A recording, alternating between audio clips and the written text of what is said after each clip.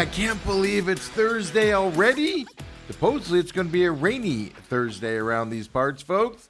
Got a ton of rain last night out of my house, but I'm your humble host, Stephen McCollum, of course. You're watching the main event, and then he's a part-timer today, as you know, but you know him as 17-year NFL veteran, three-time Super Bowl champion for your Dallas Cowboys, who get underway tonight. We'll get Dale's opinions on the Cowboys season here before he takes off. Dale Hillestra's here, everybody. Good morning, Stephen. How are you? Excellent today. I mean, there's football for Thursday, Friday, Saturday, Sunday, Monday. No college tonight. College went. We're not going up against the opening night of the NFL. No college tonight. Even tomorrow night, the games are like Western Kentucky, Southern versus somebody else. Like Northwestern's the biggest name school. Tomorrow night, as you got another game tomorrow night on the NFL side. Yep. Dale, interesting note here. This will be the last year of Friday night NFL games for a few years. And why for a few years? Because there's a law. The reason why they've been able to do it the last 2 years is there's a law, an actual law, that NFL can't play games on Friday nights, because it overshadows college and high school. Right. So there's a law on that. And it's a date that you can't play professional football after. And I believe it's the 6th of September. But don't quote me on the exact date. Okay. But it's next year, beginning of the season. Can't play Friday night because it's on that date or afterwards. Okay. So last year we had Friday night in Brazil, I think, right? This year in Brazil again. Welcome to Brazil. That was a terrible Vin Diesel impression, which is sad because Vin Diesel is the easiest guy to impersonate. I like that rule. Friday nights are high school football. Yeah, I don't like it being on tomorrow night. Friday nights are high school football, and if you don't like high school football, take your wife out for a date or whatever. But even then, some college football on Friday nights, I'm okay with that even. Yeah, because tomorrow night I'll be at, as of right now, I'll be out at the Queen Creek High School football game. It's senior night there, and ROTC and Ethan are doing some stuff, so we're planning on going to that tomorrow night. And I'm going to have to be watching the Chiefs-Chargers game, because that's actually a game that interests me. I'm going to have to be watching that on my phone. I don't like it. So are you going to pay attention to your son? Well, he's not playing football. Yeah, but he's security. I mean, what happens if somebody bum rushes Well, I him? guess they've changed it because he's a senior this year, and it's senior night, so I guess they're doing something else now. Okay, well, make sure you get some pictures and make sure you're smiling. Of course. I don't think he has to go in uniform. You are the worst for that's my gimmick. guy. I actually have a ton of pictures of me like smiling. No, you don't. Yeah, I do. It's just that's my gimmick. That's my rule. What, when you're 8? My favorite thing to do is in pictures is to act like something's going on while everybody's taking the picture. It's great. It's beautiful. I've been doing it for like 20 years. The one thing I will definitely say, it's not beautiful. It's beautiful. It's beautiful. Oh, don't be jealous. Oh my goodness. So you informed me. I didn't even see this, that officially the Jets lose not just a really good offensive lineman, but they're probably their best offensive lineman, Bear Tucker. He must have torn it completely off the bone, because to me, a torn triceps, yes, you use arms a lot as an offensive lineman, but a torn triceps, if it was minimal, it seems like maybe that's a few week injury to let it heal and get back out there, but he's having surgery. So that probably means it was torn completely off, right? I would think so if you're having surgery this quick. Yeah. It did it yesterday. Boy, hey, but I was telling you before the show, it's like, hey, the Jets are a little bit like the Valley team. Can they ever have anything good?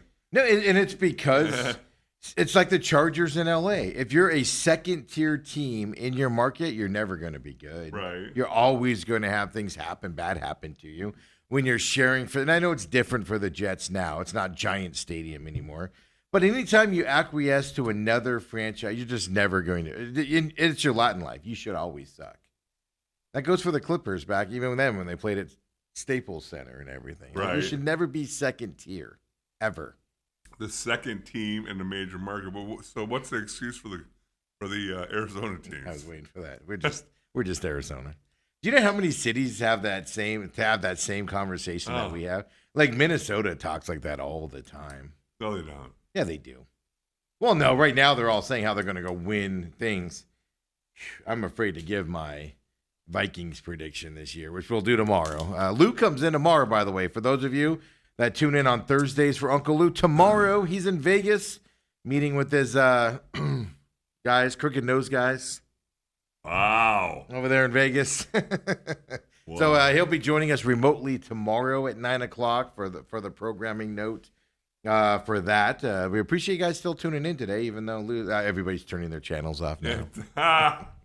I saw last week with the Dak Prescott news, somebody tweeted out, somebody I don't know, somebody that hasn't texted the show, tweeted at Lou and said, "Hey, I heard you on TME Sports Show." So I put a sizable underbid on the Cowboys over under before the the linebacker news. Micah Parsons. I don't know why I keep saying Dak. Yeah, I was wondering where you're going with that. It's like nothing's happened to Dak. Yeah, well, yet till kickoff tonight. Then wow. We'll but yeah, Micah Parsons. I don't know why I keep saying Dak and all that stuff. So see, that's why you listen here, folks. You listen to Lou, get some things there, and I think he's going to win it here. He's going to win that ticket. Well, I got to tell you, I went on a little rampage last night. Didn't make the news. I didn't see it. No, it was with some strategic people. I didn't go public with it till right now, but got home yesterday after golf. Okay. By the way, I birdied 18 at Moon Valley for the first time ever. First time I ever hit the green in 2. Nice. It's a long par 4 for me. Nice. I'm usually, chipping from about 30, 40 yards away. That's what keeps you coming back, Yes. right? Well, that and your membership fee. Yeah. Because you don't want And that the free to golf waste. that you think's free, but really it's not. Yeah. But it hit the green in 2, rolled in about an 18-foot putt for Nice. birdie. Made it. You didn't choke? Won skins and money. Well, I think the golf course owed it to me because I don't think I made another putt outside of 5 feet.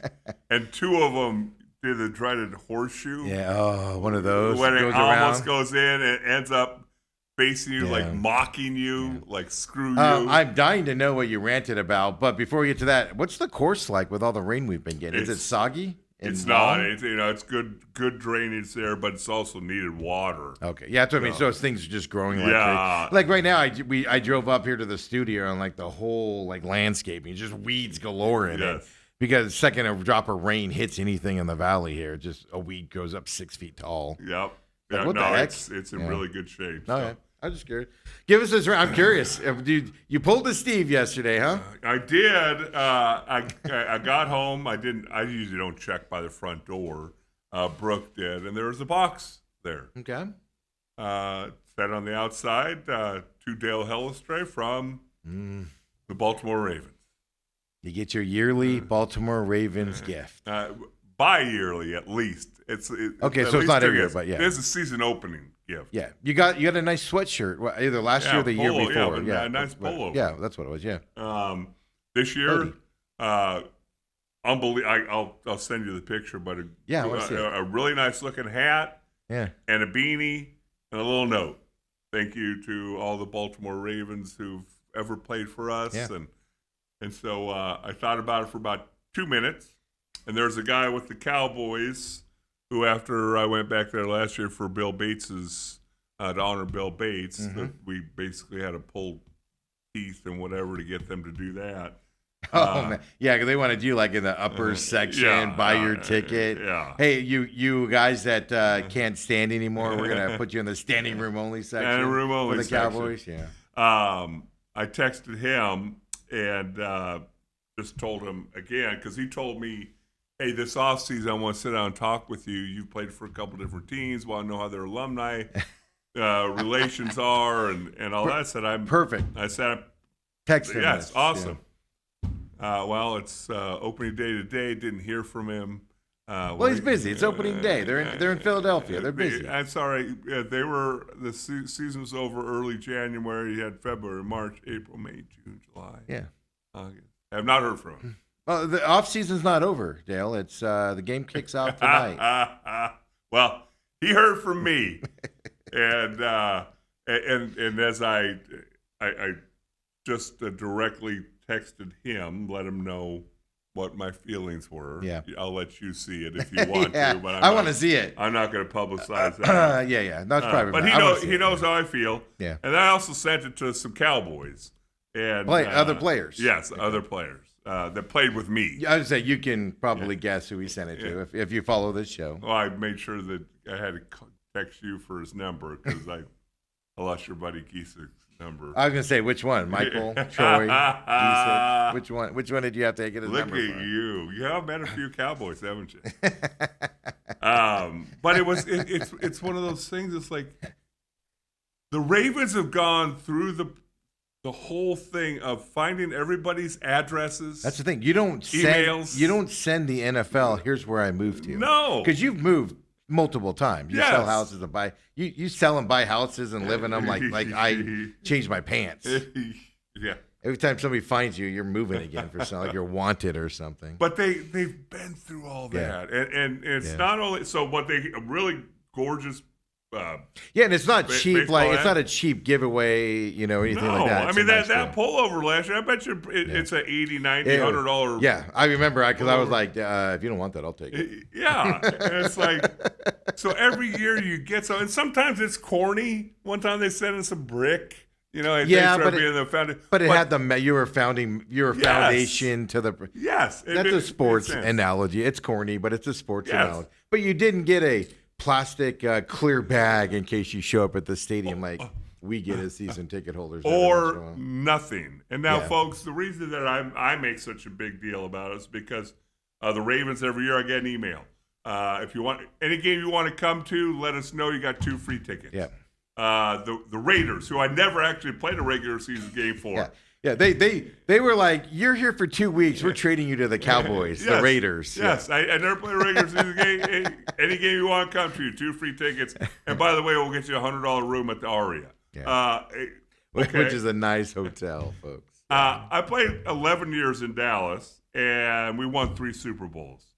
I have yet to receive anything. We get an email from Jerry every springish that if you'd like to purchase tickets, You get an email from Jerry's secretary. you can purchase Yeah. a ticket to a game with a 10% discount. So the $500 tickets only cost you $450. Yeah, but you still got to pay all your fees. Yes. Yeah. I mean, it's like. And they're not, and you don't get like prima donna tickets like in a suite or lower level Unless you know somebody other than Jerry. Yes. And so because I mean I saw I did not to interrupt you, but I saw what you went through when the Cowboys were coming here to play the Cardinals. Was that 2 years ago now? Mm-hmm. And what you went through to get seats for that was ridiculous. Yeah. Now I will give him a little bit of a pass because that was when the safety went down with his knee injury. His brother plays wide receiver, and Diggs. And so you were bugging them when they were probably in the training room finding out that they've lost Diggs for the season. I'd asked before that, but no, it was long up before that. Yeah, I know, but I mean, just seeing what you went through that without giving out those details was just nauseating to me. And so Because they have the tickets. The other thing is when you look at it and you go, okay, here's a team that won 3 Super Bowls in the 90s. Wouldn't you, on a 25-year, pick at least one of them and go, let's celebrate it? Mm-hmm. We haven't done jack squat in 30 years. I would celebrate it every year. You It's the know? 27th year. Yeah. And there have been 2 reunions, and John Giesecke and Chad Hennings brought this to my attention. It was basically Jerry lopping on to Troy and Michael were doing something, and he goes, hey, we'll make this a reunion. That means everybody flies themselves in, or they live in Dallas. Yep. A lot of them still live there. The dinner's paid for. Oh, by the way, we'll call it a Cowboy reunion. Yeah, we'll bring you out in the field at halftime. And introduce you. And your 1995 Dallas Cowboys. It's like it aggravates me. I'll be over it by tomorrow. Well, let me ask you this though, in all seriousness and everything, does it aggravate you because of what teams you didn't play for and you didn't play as much for, I should say? Is that why it bothers you, or is it just the lack of respect because you do give? This is different than like me in the corporate world, where like, oh, I worked and everything, and I left and whatever. You went through a lot. You gave up your body for him and all. So is it a combination of both, or is it just because the Ravens, who you played 3 games with? 3 games with, 2 of them were not good. Yeah, exactly. 2 of them were not good. and they still treat you like this. And then the team that you blood, sweat, tears, all of that for is just like, hey, we don't care about you. And it is that. It's the aggravation of, here's a team that, my God, if I was part of the Baltimore Rays, I go, let's put a black line through Hellestray. Well, there's probably more guys than you that are less. I mean, you played in 3 pretty important games for him after that Super Bowl year. You were there the year after the Super Bowl, right? Yes. So 2 playoff games. Yeah, and, so I mean, you were there for important stuff. You weren't the guy that barely made the team on the 53-man roster, gets cut in week 1 or 2, and they bring in a veteran or whatever. But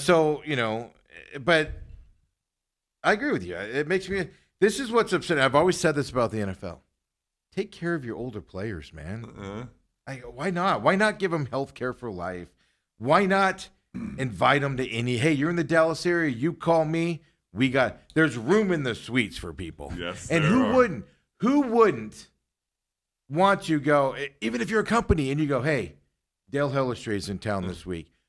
How would you like him to come to your suite and sit in your suite? It's him, his wife, his son-in-law, not Steve McCollum. He's not coming. He's not invited. And then you just say that, and then that company goes, oh, we'd love to have an ex-Cowboy in here for the game. There's no doubt about that. Why not take care of your guys at that point to do that? I don't get it. I don't get it at all. And it's the little things over the years, like you were around, or we were around each other when Jimmy was inducted to the Ring of Honor.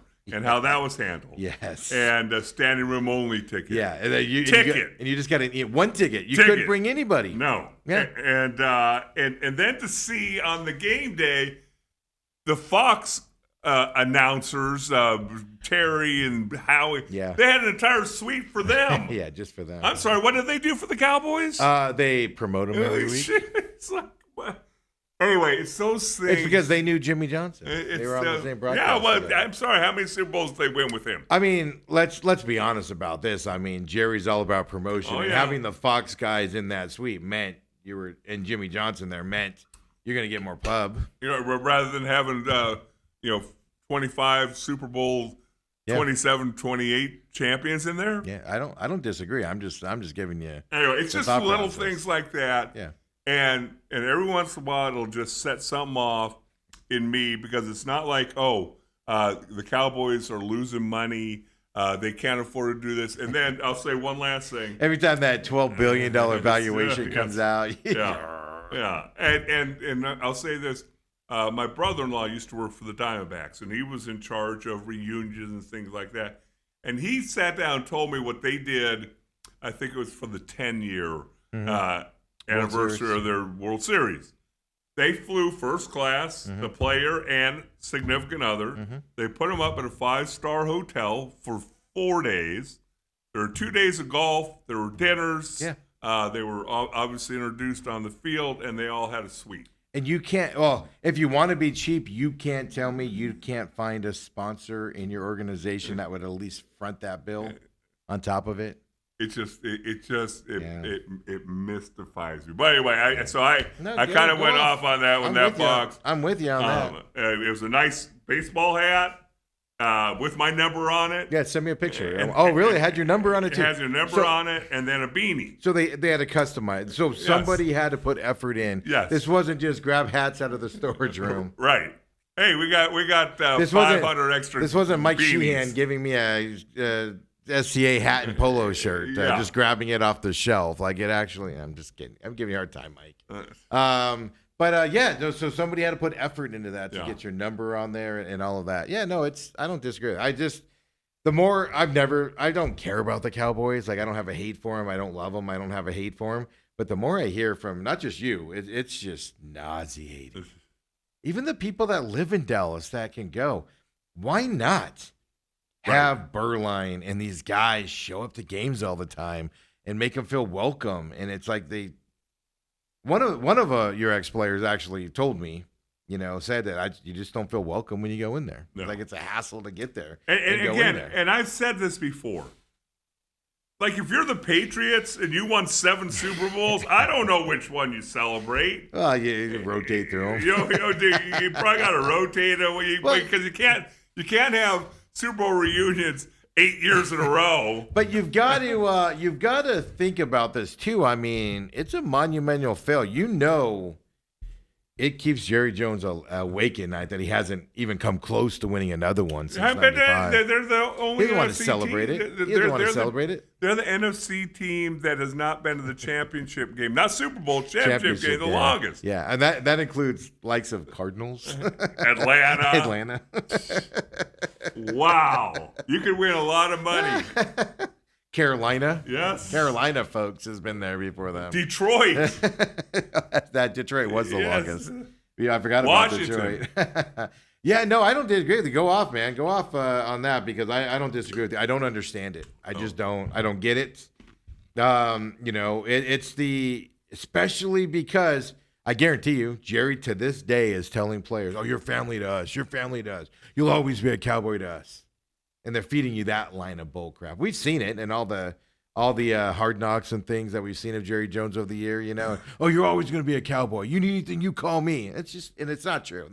That's actually what's upsetting. It's Troy, Michael, Emmett, yeah, and a little bit of Charles Haley. Those guys get whatever. Yeah, and that's Charles Haley's on that too. Well, he's a Hall of Famer. I get it, and all but, that, yeah. but no, it's the big three that get. Yeah. Get, No. everything. Well, you saw that when was it last year?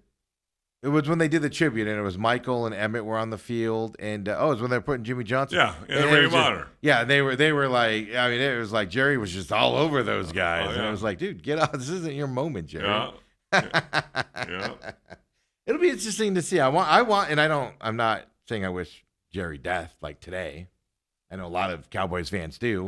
My favorite part was after he traded Micah, all the people posting, terrible news. Jerry Jones was found alive in his house at age 82. People were so mad about him. But I'm interested in seeing. I know you and Lou last week said you guys think it's going to be run more like a football. I disagree. I think he's going to pull back the strings. He's not going to. It's going to be more run like today than You're talking about when Steven takes over. when Steven takes over. It's going to be more run like today than it would be. He's not going to go back to the early 90s or even recently with the Cowboys where you spend a ton of money and you're like, we'll pay for it in 3 years. Let's go get a championship now. It's going to be more level-headed like it is today, meaning, if a guy has a bad back, we're not going to spend $47 million on him. I think that's the way it's more going to run. Cowboys make an awful lot of money. Well, they can't go 500 now, but going about 500. Yeah. They make millions Yep. of dollars just being Hey, semi-competitive. The one thing you can't criticize Jerry about marketing and knowing how to make money. Yeah. I sent Yeah. you the picture, by the way, if you want to see that. I'm gonna check this out. I love the Ravens gear. I'm so mad that you get all the Ravens gear. It's just a small gesture that it's like, again, if I was on the Super Bowl team and I played 5 years for them, okay, I kind of expect that stuff. Well, you wouldn't expect anything okay, so maybe not free ticket. Like I said, Cardinals have alumni come back. I didn't get anything, by the way. I was all excited. I don't got anything. But I mean the every year on the club level, every game they have old Cardinals player, and people line up to see him. And sometimes I feel bad for him because nobody's around him. So then do you go? No, No. I go. You played for the Cardinals when they went 2 and whatever. Well, actually, so one of the guys that I was talking with was Jay Novacek, and Jay Novacek was like, Who doesn't he still live in the Dallas area? yeah, he does, and he goes, hey, quit your moaning and groaning, whatever. I had to pay for my socks and jock when I was with the Cardinals. And I think he had to pay for his shoes too. Oh, I think he got 1 pair of shoes free. Then he had to buy the rest of them or something. Yeah, that is true. He's got a different perspective than you do there, right? So, no, go off on that. There's no doubt about that. But it's another now thing. you got him. You want another thing you want to go off on here? What's that? Over the weekend, Monday night, North Carolina got their butts handed to them by TCU. Yes. And then Bill afterwards said, we're better than what we showed out there. Right. No, you're not, Coach. You're not. You're just not. We're going to call Bill Belichick Torey Lovello if he keeps up this stuff here. But during the game, pregame, doesn't matter when this was, Bill has a visitor on the sideline. Have you ever, you've been on a lot of sidelines in your day, and so I definitely want to get your opinion on this.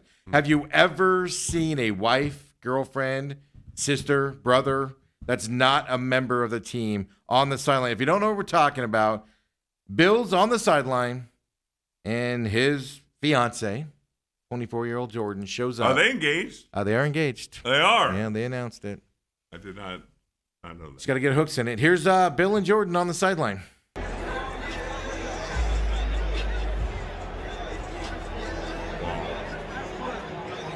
Wow. I mean, the Wow. officials are on the sideline. You know, the game ops people for the college football are on the sideline. This game isn't just like an hour and a half before game. Even then, this is egregious. Yeah. But I think this is a serious issue. I think this is a serious problem. And I haven't played football. So your thoughts? Well, I told you, and I know it kind of chapped you, so I like to say it. Colin Cowherd. I know you like throwing him out. He says every once in a while his writers have a point that I enjoy that he reads. I think this came straight. He from doesn't do him. anything himself, Dale. He doesn't have a thought to himself. His people write his stuff. Go He ahead. said.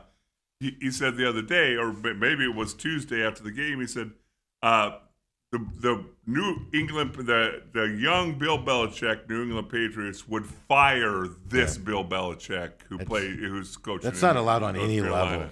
level. It's so agreed because I saw that, and then yesterday I was going through some Alabama stuff with DeBoer because I'm like, okay, I'm trying to get on the betting lines and when he's getting fired. Okay. Like, is it going to be week 3, week 4? Like, when is this happening?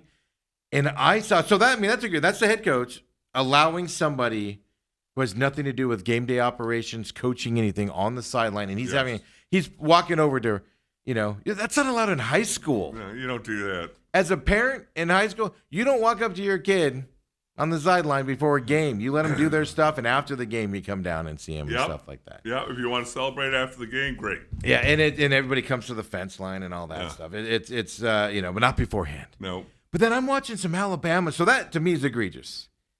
And just imagine being a player, and you're like, my girl's right behind you, coach, and my girl's 8 months pregnant, and everything. I'd like to say hi to her before the game. And he's like, you're not allowed to do that.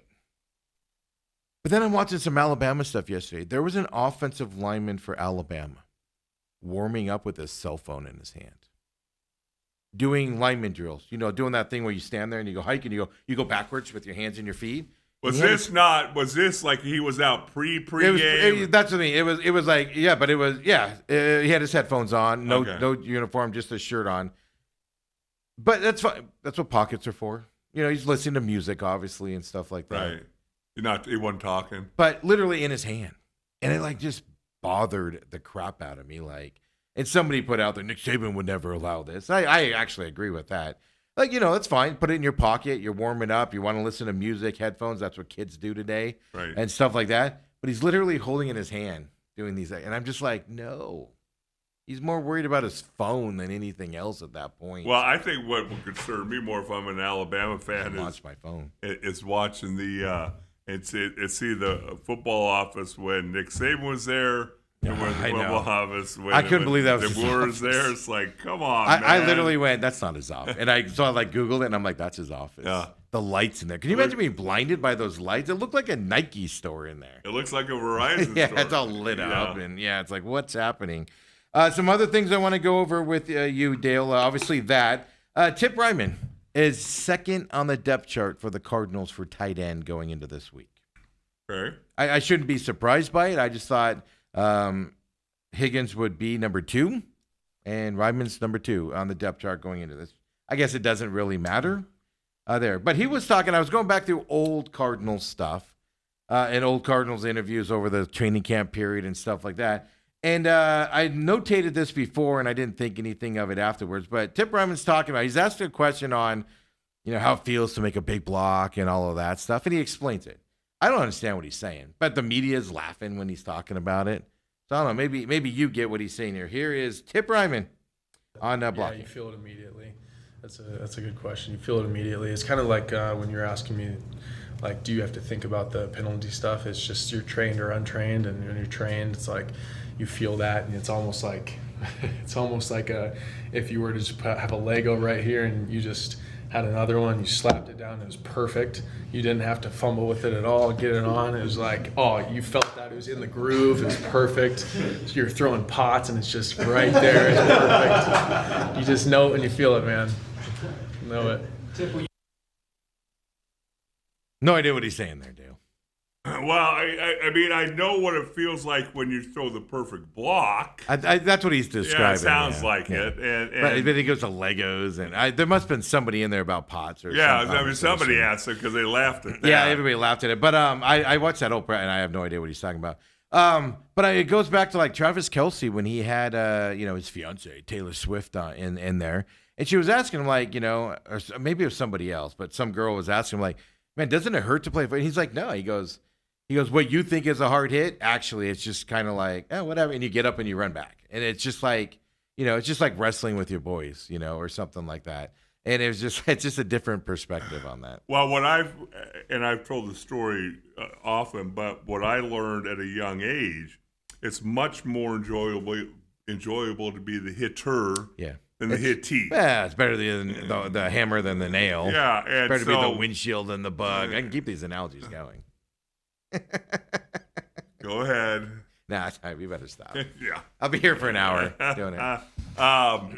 But when you throw a block like that, you literally don't feel anything. It's like if you've hit a perfect golf shot, or I'm sure baseball players when they bomb a home run, it's almost like, oh, I didn't hardly even feel that. the bat and the ball, you didn't feel it. Whereas that other time where it reverberates off and your hand hurts. Yeah.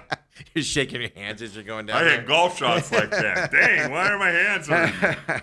Yeah, I mean, I get the analogy, and so I just was like, it's perfect, whatever, and how he tried to explain it. I like that Lego thing, though. Think about that, how good that feels if you just do it one time. I'm not a Lego guy, man. Neither am I, but Graham is, so I might become one. But just one time, do that and go, it went on there perfect. Yeah, you don't have to fidget it and stuff. I've yet to have a show where I felt like that afterwards, I can tell you that. Well, maybe today if Dale leaves. Yeah, keep working. And I keep it going on that side. I have a lot of Kyler Murray stuff. He spoke yesterday going into this week. I found the interesting, what I'm paying attention to right now with the Cardinals is all the preseason talk, right, about what's the relationship between Murray and Marvin Harrison Jr. and how they're going to do this year and those expectations. But I felt this way a long time, and I'm going to talk about it today just with Kyler Murray. I understand why people don't like him. It's just when he talks, man. He's just, hey, the yellow trees are green and the sky is blue and whatever happens, happens. Oh, kumbaya. And I can get why that rubs people the wrong way. That's all I'm going to say. We'll talk about it coming up. Well, I'm going to say this. If he leads the Cardinals to the NFC Championship game, guess what? All that stuff becomes less annoying. Oh, he'll still have his detractors. No. They go to the NFC Championship game, and guess what? Oh, man, that's a really smart thing that Kyler Murray just said. Robert says, maybe Belichick is only good at every other job. Giants DC, good. Yeah, but you got to remember who his head coach was there, too, right? Mm-hmm. Browns, not so much. And he goes, can't count the Jets. Yeah, he was there for half a day with the Jets. Patriots, good. And then Tar Heels, not so much. Oh. Like I said, it depends who your boss is, too. I mean, he had a pretty good head coach there at the Giants as well. Well, it's like you look at what he's doing right now, and is it really for himself? Is it for his son? It's for his kid. Hey, I'll make $3, $4, $5 million extra dollars for the next couple of years so I can support this 25-year-old girlfriend. Have you ever seen a broadcast talk about a coach's son who's on the coaching staff more than they did on Monday night? No. They've been given the narrative. Bill's there for 2-3 years, and his kid's taken over. To set it up, get the narrative there, and then his kid's taken over. At least that's the plan. We'll see if it happens out there. Tonight, Dallas and Eagles, Dale, before you go. I know you have Dallas winning the Super Bowl this year. I think he win the Super Bowl going away. No, actually, after not getting anything from them, I hope they lose by 50. I told you they're going to get blown out tonight. It'll be close in the first quarter because do you believe Nick Sirianni when he said, "Oh, it's banner night tonight"? I didn't even know. No, I don't Yeah. believe that. How much crap is that? He's involved in the ceremony. I don't believe that. I do believe that he'll keep them in the locker room, and he's probably told game operations, "You do that while we're in the locker room." I agree with that because you don't want them getting that goes with the senior day in college where it's like, hey, here's your mom and your grandmother and Here's your a dad rose and then and everything, and then it's like, all right, let's go kill people. It's like you can't do those levels. You want last year to stay last year. You can enjoy that when you're retired and all that. I think our first Super Bowl, Jimmy threw an absolute fit because Jerry wanted us all out on the field when he unveiled the banner. First ones I can understand overdoing it because you're just so excited and like we did it. Especially Jerry at that moment because remember he was getting lambasted there up until that point, right? For his moves that he'd made. So who do you got tonight? Dallas or Eagles? Oh, One of our game picks this week. I would have to say the Eagles. Oh, come on. I got you already down for Dallas tonight. No, you pick them for us. Oh, yeah, the worst part is if I pick for you and I pick spitefully, you'll probably win. You'll probably dominate the picks as well. I'm already in your head. I have, seriously, in my picks, and I'm going to go over this coming up, I have the Cowboys finishing third in the division because I think the Giants are going to be downright bad. Jackson Dart's going to be in their starting coming up. Their schedule is brutal. Yes. For them. I have the Cowboys, though, with 5 wins. Ooh. And I have the Giants with 4 wins. Most likely it's going to be 3, but I gave them an extra win in my picks there. Because I sat down and went through every team in their schedule to go in it. Eagles, I have them at 11 wins going into that. And I'll talk more about how I came to this conclusion. Washington, I wanted to go with 8, but I gave them an extra win, so I have them at 9. Taking a step back this year. I can see the Eagles getting to 11. I think that, again, Washington's going to be right on their heels. I think the Cowboys win 7. Where did you get 7 at? Just because the star on the helmet, it still intimidates people and I'm sorry, I'm trying not to laugh. scares them. At Eagles tonight. Now, Giants, I think that's a win for the Cowboys. But at Bears, then they got Packers. People actually think the Cowboys are going to beat the Packers in that game. Well, the only thing they got going for them is it's in Texas. At Jets, I'm not even sure the Cowboys are going to win the at Jets game. So see, if you're talking stupid like that, I need to leave because you can do another hour and 15 minutes of this. I don't think they got at Raiders on Monday night after a bye. That's an obvious loss. And then they got the Little Sister of the Poor, and I think that's going to be a really, really close ball game. How much did you say, Cowboys? Seriously, how many did you say? Oh, I bet you they lose by. No, I meant wins on the season. I could see them getting to 7. Yeah, at 7 to me is the ceiling. Yeah. I wrote down 5, but there are 2 games because I based it off of travel, bye week, stuff like that, and things like that. But I have them 5 minimum, and 7's the high end for them going into this. Yeah, Giants though are 4th. They're lucky. Yeah. Let's Jackson Dart starts slinging the rock. You never know. You never know. Well, I mean, if they're like the Diamondbacks, they might win. They might win when nobody's playing them. I still might get that over with the Diamondbacks. Is that still alive for us? I didn't even look. Well, I mean, if they win tomorrow, they're 500, and then they win out. What was the over though? Yeah, they win out. I think it was like 86 or something. Yeah, I think it was something like that. Got it. Well, they're at 70 now. Win out. I'm sorry. Dale, get out of here. Get out of here. Go do your nonsense someplace else. Here we go. Go give is Brady back over there? Brady's back. Less a kidney. I wasn't sure on Monday if I was listening to the real show or Tuesday. I wasn't sure if I was listening to the real show or not. So. No, it's they fool you. This Tuesday they were back. Yep. Yeah, so it's like whatever. So go give Brady my best. Give him a big hug for him. Give him a big hug. Yeah. John, give him a big hug. Yeah, give John the middle Dobson. finger. Let me give him the middle finger. Oh, you Dobson people. Yeah, we don't like each other. We have shared No wonder why you experiences. suck in athletics. As my dad used to say, too many white people. As your dad used to. My dad didn't say that. Wow. I don't know why he said that. All right, on that, adios. My dad's going to be mad at me. Yeah. All right, Dale, get out of here. I'll get the rest of the show underway. We got more NFL talk. ASU talk a little bit on their game coming up this weekend. D-backs talk. Angel Reese walking back her big mouth comments. She just needs to learn to shut a trap, folks. Come on back. Main event.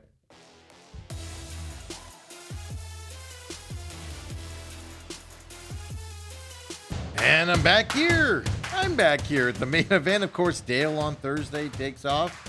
Does this hit over there at KUPD. Listen to their podcast later on. Catch that over there as just goes over there and has some fun and everything. I'll get you through the rest of the show if you missed the note last week and into this week. Uncle Lou's joining us tomorrow, Friday, from remote. He's up in Vegas having a good time up there with his buddies, getting ready for the NFL season. Of course, game tonight as well. I believe he's driving back this morning, if I remember correctly. So he's probably on the car driving back right now. So he joins us tomorrow. Make sure you join us then as well. For those of you that love to tune in, UFC this weekend from Paris. So UFC fight Saturday morning coming up this week, folks. Of course, ASU plays at 4:30 on Saturdays. So you've got a buffer there. Watch some UFC and then get into the ASU game. If you're into that sort of thing. Of course, later on in this show, I'm going to talk more NFL stuff. I spent a lot of time yesterday watching the press conferences around the Cardinals. And I'm going back to some older stuff, getting ready for the week. We'll have some more predictions and stuff coming your way. We both have the Eagles. Me and Dale have the Eagles tonight winning this game. I don't even think it's going to be close. I do think the Eagles will get off to a slow start. And then, meaning it'll be a close game in the beginning. My biggest question for Dallas is, besides their defense, Schottenheimer wants to have a running defense, or running offense. I don't think he has the running backs nor the offensive line to do so, which is going to put more pressure on Dak Prescott, and generally that's when Dak Prescott struggles. And I think that's what the Cowboys are kind of going to be dealing with throughout this year. And as I said, I went through every game for every team out there and did win-loss scenarios. So we'll talk about that coming up here as well. Of course, college football, no college football tonight, as I said earlier. They're leaving it open. Very few games tomorrow night. There are a few on Friday night, but of course you've got the Chargers and Chiefs from Brazil. I'm going to do it until I get it right. I got to go watch it again. Appreciate Robert tweeting us at TME Sports Show with the Vin Diesel, of course. Welcome to Brazil. With The Rock joining him there. Don't forget, text us 623-252-6670. We see all your texts out there. Read them and have fun with them as well. And then, of course, at TME Sports Show on X. Hit us up there. I know some people message me on Facebook as well. I check those. I don't check them as much as I do the other two, but I do check them. Definitely hit us up. Wherever is easiest for you out there. Don't forget to like and subscribe to free podcasts. Subscribe to the YouTube page, if you will. That is where we're putting our shows out on demand. Of course, Robat TV Live, Robat TV on demand still for all of my programming here, right? This, McCollum on Business, and the Pit Stop, that it's coming out later on today as well. More lawsuit news from that. So that's why we're waiting until today to get that one in the bag. But the YouTube channel out there for on-demand, shares with your friends. We'll do a full push on that coming up here. We've had this page for a while. We used to throw clips up on it all the time. I do live, I call it From the Home Fortress. Maybe we'll start that up again here this football season. Just get initial thoughts and things to join us. So if you subscribe to that YouTube page, of course, you'll get the notifications. I'm on there and things like that as well. So really quick for tonight, let me just look up here the college football games. I have to find out which tab I need to go to here because I have a lot of tabs open. Yeah, so tomorrow night, these are the games that you're dealing with. Louisville and James Madison. Louisville right now is a 12.5-point favorite in that. Western Illinois versus Northwestern for that. Northern Illinois, Maryland at Maryland tomorrow night. Maryland's a 16.5-point favorite. And then Boise State, who's no longer in the top 25 at home against Eastern Washington tomorrow night. So even tomorrow night, Friday night college football, not something you're generally going to turn into mismatches in terms of games. You got Division II against other guys. No top 25 teams, obviously, with Boise State falling out of it. So a lot of disappointment as the college football is kind of just leaving the way, of course, for the NFL game today and tomorrow night. Earlier, I told you how this is the last Friday night game for a while based off of the dates and things like that coming up this weekend. Interesting enough, ASU, Mississippi State this weekend. Of course, I'm following up on Arizona playing this weekend as well. Interesting enough here in terms of Big 12 foes to pay attention to this week. Going into the season, everybody was high on Baylor to be in the conversation of the Big 12 championship. Now, the non-conference games don't affect anything in terms of that. But Baylor's starting the season 0-1 this year. They're going to 17th-ranked SMU this weekend. So they're leaving Waco, going to Dallas. Dale's SMU Mustangs this weekend from Gerald J. Ford Stadium there in Dallas, Texas, on Saturday. Baylor could be starting 0-2, which doesn't mean they still can't compete in the Big 12, if you want to believe that, etc. But what a negative vibe going around Baylor here. Of course, ASU plays Baylor in 3 weeks. Mississippi State here coming up this weekend. Texas State here, and then at Baylor to open their Big 12 schedule. So it is something to keep eye on there, that Baylor team coming as well. But the game kicks off on Saturday, and we'll talk more about it tomorrow. 4:30 p.m. our time there from Mississippi State. ASU currently is a 6.5-point favorite. This game opened as ASU as 8.5-point favorites, and everybody hammered the Mississippi State side. It went from 8.5 to 7.5 in a matter of minutes, it felt like. Right? The lines come out on Sundays, if you don't know, for the college football season. And it dropped quick to 7.5. A couple hours later, you check it again, 6.5, where it's kind of just been sitting at 6.5 now. So it was interesting to see how everybody kind of jumped onto that side of things out there. Other games this weekend, 15th ranked Michigan, 18th ranked Oklahoma in terms of a ranked matchup here coming up this weekend. A lot of guys are playing, obviously, bad teams, lesser teams out there. Cal Poly's at Utah, 25 ranked Utah this weekend. South Florida does play 13th ranked Florida coming up this weekend. Rivalry game, kind of like, nobody in South Florida was recruited by Florida, and they keep it close, I guess. It's kind of what you're looking at. Louisiana Tech is at LSU this week. It's kind of like blah games, right, that we're looking at. Here, Alabama plays UL Monroe. Yeah. Dog weekend here after such an exciting start. Weber State at Arizona. Weber State comes down from Ogden, Utah, I think is where they are, if I remember correctly, just north of Salt Lake City. Coming down to play Arizona this weekend as well. So congratulations, Arizona. You should start 2-0. We'll talk more about that going into tomorrow, of course, and where we stand, for the weekend. But complete letdown this weekend in college football compared to, week 0 with the, of course, Iowa State, Kansas State game, and then 2 ranked opponents, and then last weekend's games.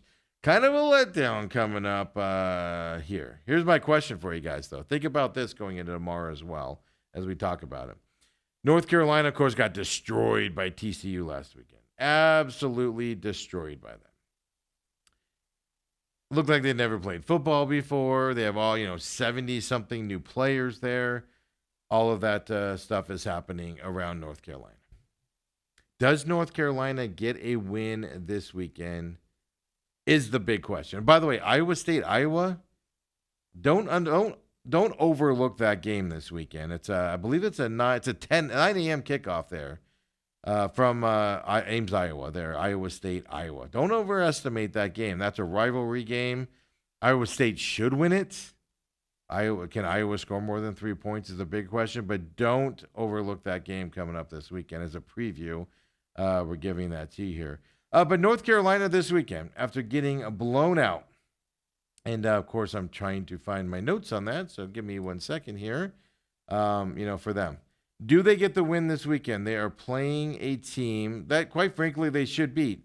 but the way that you watched them play last weekend, do you think they're going to get the win? And my computer's not pulling it up, so I'm going to do it the old-fashioned way here. I should write this stuff down, and instead, they got Charlotte this weekend. Same concept. People from Charlotte were not recruited by North Carolina. The Charlotte 49ers. Biff is long gone from Charlotte this year. They are 0-1 to start the season. Does North Carolina, win the game? They should. Do they blow out the Charlotte in this game? Or is this a closer game going into it there? Jerry Richardson Stadium there in thing. Because they're at Charlotte, by the way. Coming up. This is going to be a fascinating question that I got for you guys. Just curious what your thoughts are after seeing North Carolina play last weekend. I'd like to ask you that coming up. Other news out there, and then, of course, top of the hour comes. We'll talk Major League Baseball. Diamondbacks off today, and then, of course, kind of look ahead to the NFL season as it kicks off tonight and tonight's games and stuff like that. You guys see the story about Angel Reese? Regardless of what you think about Angel Reese, the base basketball player, whatever you think about Angel Reese and how she thinks about herself out there and everything, and I get it. She plays for a terrible Chicago team. They are a mess. They were a mess last year. I mean, she missed most of the season with injury. They're a mess this year. They have 10 wins so far as well, right, from that side. But she goes in and has an interview with the Chicago Tribune, and they were published.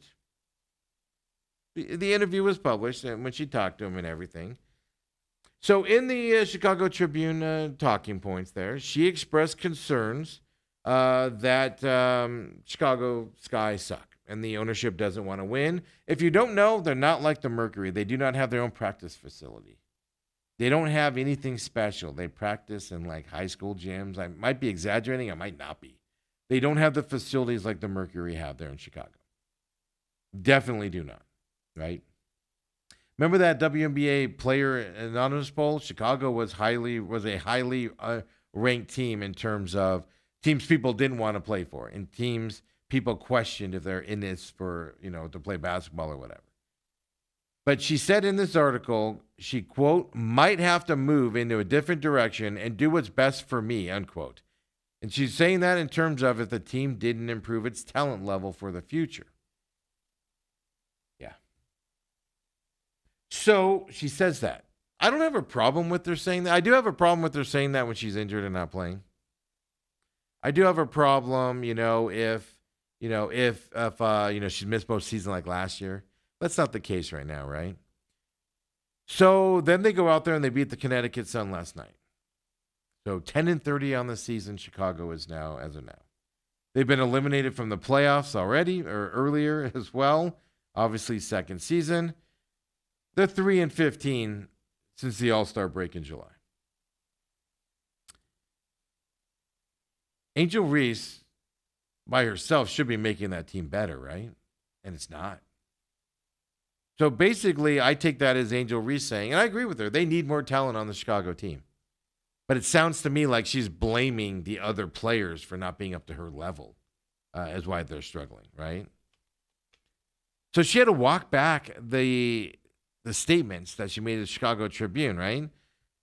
In the post-game cast conference, she said, quote, I probably am frustrated with myself right now. I think the language is taken out of context.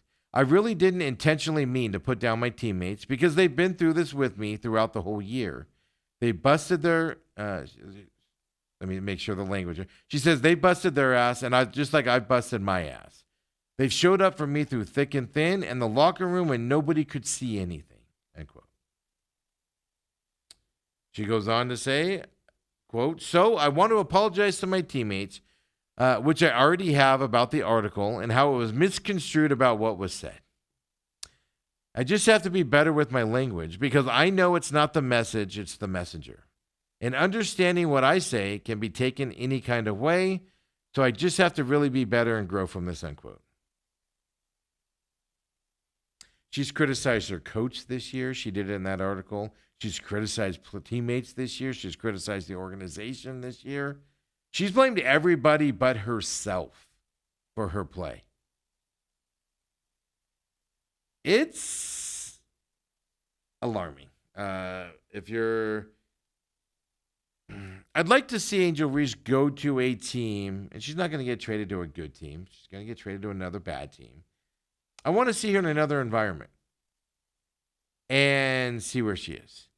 Because I think to a lot, I'll just speak for myself. I won't speak for a lot of other people out there. To me, seems like Angel Reese, chip on her shoulder, thinks she's better than what she really is, doesn't want to work hard to become better. Struggles with the game, does not make her teammates better. And I could be off base here because I watch I don't watch as many Chicago Sky games as I used to because they're bad. They're just absolutely bad. Even though they got my girl on the team. It just seems like she's out to blame everybody else all the time for everything. So my best advice to Angel Reese would just simply be stop saying stuff, man. If you're not going to be positive, stop talking. This is the second head coach that she's had problems with. You know, she's picked up her 8th technical foul last night, I think it was, late in the second quarter. It was the last night of the game before. She does have a team high 14.7 points, at WNBA best 12.6 rebounds this season. So she's, performing at a level there on her team. But are her teammates getting better because of her? Is this team worse if she's not on the court, or do they get better? Those are things that we kind of need to see there. By the way, that technical foul, the 8th one, means if the WNBA doesn't rescind a technical from her, that means she's suspended for her next game. And guess what? It's Friday night against the Indiana Fever. Yeah. They are contesting the technical foul, and the WNBA says they're going to review it and stuff like that. So if it doesn't get relinquished, she's out Friday night against the Indiana Fever. Yeah. She was mad when Weatherspoon was fired. She doesn't like Marsh, this coach. Weatherspoon was the coach last year. She doesn't like Marsh as the coach this year. It's just, she's very vocal about what she wants.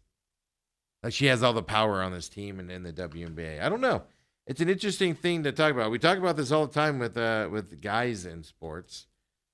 Time to kind of start looking at, kind of just looking as somebody. If you look around and everybody else is the problem, maybe it's you. Life lesson of the day, folks. Come on back. Second hour main event coming up next.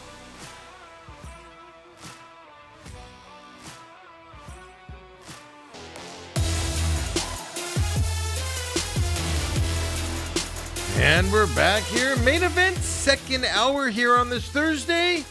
You're tuning in here on the free podcast system, the YouTube page, or of course here at Robat TV, either live or on demand later in the day. You'll notice I'm by myself. Uncle Lou is joining us Friday this week. He announced that last week. He's in Vegas, or coming back from Vegas today. He's been there all week getting ready for the NFL season, seeing some of his, I call them the wise guys. I don't know if they're still insulted by that stuff, but seeing a lot of his buddies and handicappers up there for the week. Coming back today, so he'll join us remotely tomorrow at 9 o'clock, which is good for us, right? Weigh-ins for Paris are going to happen late tonight. He'll probably, at that point, he'll probably have his About Business podcast for those of you that do invest with him out at that point. So we'll be able to talk to him after the weigh-ins this week here tomorrow. So Uncle Lou, join us tomorrow at 9 o'clock as well. We'd love to see you do that as he's moved a day over now. We just got done kind of talking, just to finish up that WNBA talk there with Angel Reese. The Mercury, if you don't know, has secured a playoff spot moving forward. So it's nice to see them back in the playoffs, right? Right now they're tied with the Las Vegas Aces. Vegas is actually up in the standings in front of them due to some tie-breaking stuff. Vegas have won 12 games in a row. Atlanta Dream, who's the 2-seeder, have won 3 in a row. That's Brittany Griner's on that team, ex-Mercury. Minnesota Lynx have won 2 in a row. They're the number 1 team. They're the best team out there. Mercury have won 5 in a row. They're 26-14 as well for them. So we have a few playoff spots remaining, depending on the team. 3-4 games left to go. Just finish up that conversation out there. And if you don't have something nice to say, don't say it all. It's what I learned from Angel Reese these days out there. Major League Baseball, of course, Diamondbacks off today. Of course, played the Texas Rangers these last couple of days. And, I mean, here's what I've learned about the I have to be careful how I phrase this because people jump all over me when I just willy-nilly say stuff. Let me set it up perfectly. Gallen, 6 innings, no earned runs yesterday, 5 strikeouts. Pitched like Gallen, like we thought he would be, right? He's been pitching well the month of August. Obviously, yesterday, his first start in September. He's been pitching well. The bullpen has still had its issues. They've blown some saves, etc. But they've also had good games out there where they've shut out teams. Diamondbacks did not have a hit after the second inning. No runs after the second inning. They were able to win this game 2-0 yesterday. That is an amazing thing to do as a Major League Baseball team, to keep another team, especially a team with prolific hitters like the Rangers, hitless. I think after the third inning for them, I think it was. They had 5 hits total. Diamondbacks 3 hits total. Diamondbacks get out of there with a 2-0 lead. That's fantastic the way they're playing. They're playing well lately as well. The problem is they can't make up anything in terms of the wild card. We'll show you the standings here coming up. They're 5.5 out still. They're not going to play. I don't care what the Mets do. They're not passing the 2 teams ahead of them. They're just not. At least one of those 2 teams ahead of them.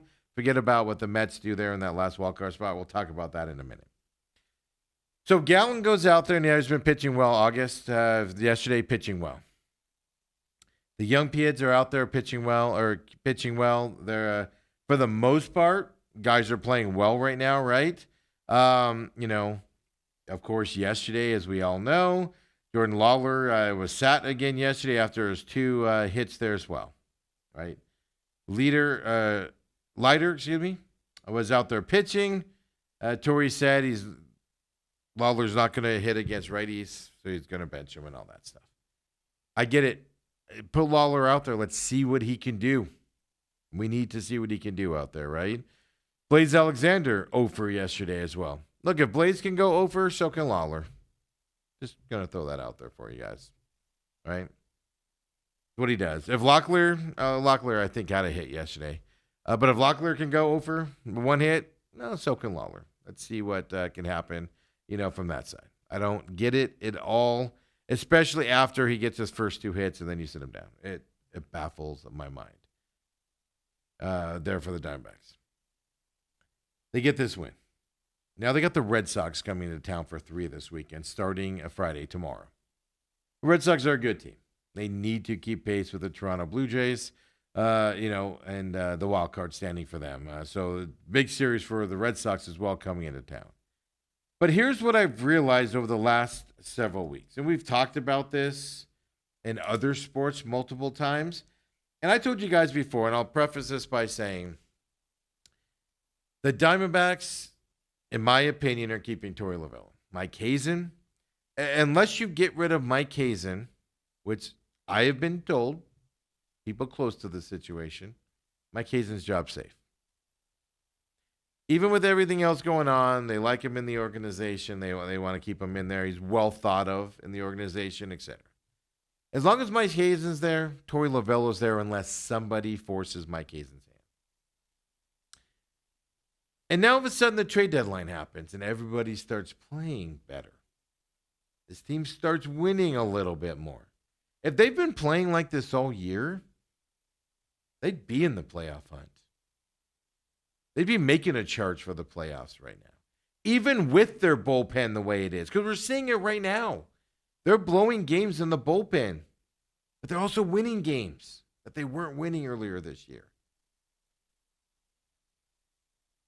So I've come to this conclusion, and I'm not writing it in stone. I can change my mind if other facts out there. Torey Lovullo is I'm going to phrase it as a minor league manager. That's not an insult. It's an insult if you want it to be one. But what I mean by that is he coaches the younger guys really, really well. And they get the best out of him and his coaching staff. They get the best out of him. Veterans, not so much. He's a terrible veteran manager. At a la Ketel Marte. Lets them run the clubhouse. Let them dictate to him what they're going to do, et cetera, et cetera, et cetera. And that's not all on Torrey. That's a Mike Hazen situation as well. So now after the trade deadline, everybody gets traded out that needs to be, and everybody starts playing better. What's happened since the trade deadline with this team? No expectations. We all went, leading into that All-Star break, we all went, if they don't come out of the All-Star break and start winning, they're selling. Never going to make the playoffs, no expectations. This team is playing better with zero expectations. Period, end of story. Torey Lovullo-led teams do not handle expectations well. Right? Everybody likes to throw the World Series. Yeah, but look at the World Series year. They didn't expect to win that year. They didn't expect to go to the World Series that year, and they stepped up and went to that level. Last year, they had expectations. Missed the playoff by, a tiebreaker? Half a game? Whatever it was. Last year. Expectations. Going into this season, we're sky high. Playoffs are going to be made this year with this team. You can blame the injuries all you want. You can blame whatever. They have the same injuries today that they had back in May and June and July when they weren't playing well and struggling. Torey Lovullo, his team play better when there's zero expectations and no pressures on them to win. This is why I'm on the side of you need a voice change in the organization. We know what Torey Lovullo is. He's been here 9 years. Torey Lovullo has saved his job in the past because they brought up a bunch of young kids and they played well, so they kept him at that point. We're never going to win. You might get the blip like we did a couple years ago where you get that blip up there. But you're not going to win consistently with Torey Lovullo if there's expectations. So do you want to have a young team with no expectations of making the playoffs and play well? Torey Lovullo's your guy. You want to make consistent playoff runs and consistent deals with veteran players mixed in with the young guys? Torey Lovullo's not your guy. The whole coaching staff's not your guys. Literally, it's right there in front of you. Stats, watch the games, it's right there, folks. This team plays better with zero expectations. This coaching staff coaches better with no expectations. Pressure's off of them all. Look at Gallen. Pressure's off of him. Having a resurgence is what they kept saying on the broadcast last night. It's not a bad thing. I'm not complaining about it. They're actually fun to watch now compared to earlier this year. Yesterday's game, day game, was fantastic to watch. Yeah, there was no hits. 1 for 3 from runners in scoring position because nobody got in scoring position. Neither team was hitting. That was fun to watch. Can they pull this out with their bullpen? And they got it done with no hitting and stuff like that. You can't. Coaches can be good at some things and not get you to the next level. Torey's not going to get this Diamondbacks team to the next level. They play better with no expectations when pressure's off of them. And they wilt away when the expectations are there. And I'm lumping the GM on that too. When all the pressure was there about the bullpen and how they were struggling, they were losing games late and everything. What's changed in the bullpen? Young guys coming up, right? They traded all the big name guys. Injuries happen on the big guys. Yes, guys falter. Don't get me wrong. They're still blowing leads in the 8th inning, right? They did the other night against the Rangers. But now, trade deadline's done. No pressure on these guys. Mike Hazen, look what's happening. You need somebody that can perform. You need an organization that feels that pressure and can win despite it. And I don't think this Diamondbacks is currently constructed from the president on down. And the president I'm lumping in there because, him and the owner make the decisions about the GM, etc. But there should be a top-down evaluation. I don't care how they finish this year and how good they look. If that's what you want your Diamondbacks team to be, a team that wins with no expectations and plays well with no expectations, and the second you throw playoff aspirations on a team, they falter, well then, you got your guy. Or do we want to set it up to actually win around here? Then you go get a different guy that you hope can eat that pressure for breakfast. Diamondbacks off today as well. Interesting enough, if you are a baseball fan out there, with them being off. Now, you got the NFL game tonight. I get it. And there's a lot of late afternoon baseball. There's no day games. Our time there is day games, right? Brewers, Phillies, for instance, 4:10 Eastern time, so 1:10 our time. So there's some afternoon games our time, but I'm talking about East Coast times here. And everything, right? 1, 2, 3, 4, 6 games today on this Thursday. You want to watch some good baseball? You want to see some good pitchers out there? Paul Skeens is on the mound for Pittsburgh against the Dodgers in Pittsburgh. 3:40 our time, first pitch. Freddie Peralta is on the mound. Ranger Suarez is on the mound. Carlos Rondon is on the mound. Blake Snell, Noah Cameron's on the mound today. All pitching today on the schedule. You got Phillies Brewers. Possible NLCS, series going on right now. Dodgers Pirates. Not an NLCS back there. Look at the Dodgers keep rolling here with them. They're 2.5 up on the Padres right now.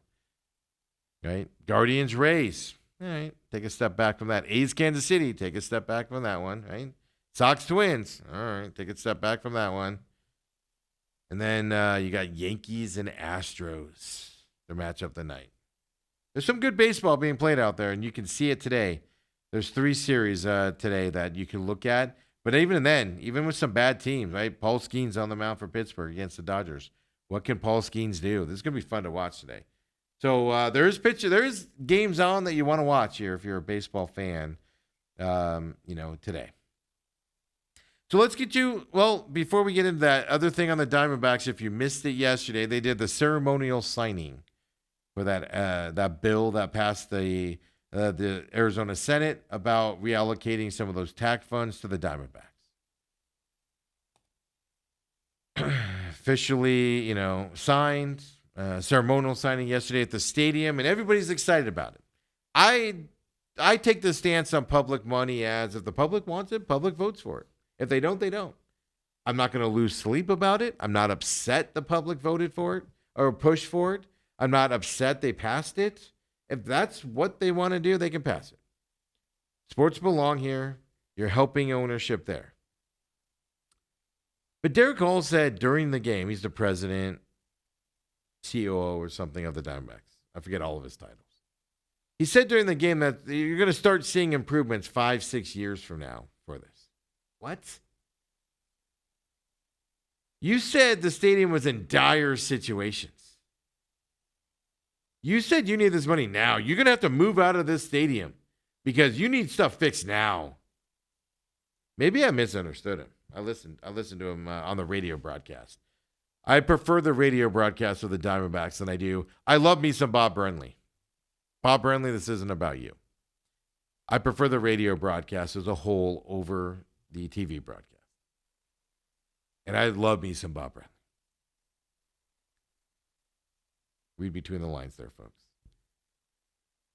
But we better see some immediate improvements on this Diamondbacks stadium, right? You said it was in absolute disarray, and then yesterday he's like, well, we got to figure it out. 5-6 years from now, you'll start to see some stuff happening.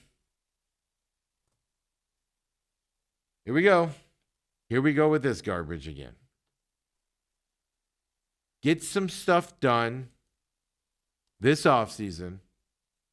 You're going to have plenty of time because your season's over here in a couple weeks.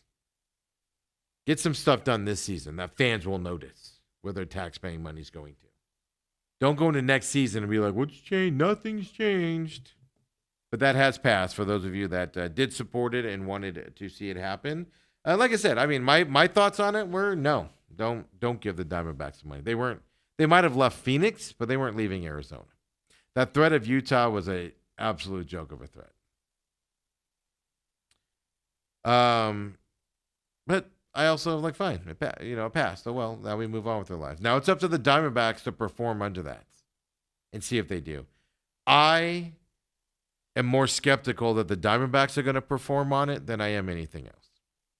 Meaning, what are they going to spend the money on? I know there's restrictions in there, but I also think, there's going to be a lot of renovations done that's going to help the Diamondbacks. And what I mean by that is not for you. It's going to help you if you have money. You're going to see a lot of more, like right now they have the club level. You're going to see a lot more boxes. A lot more things where premium seating options going in there.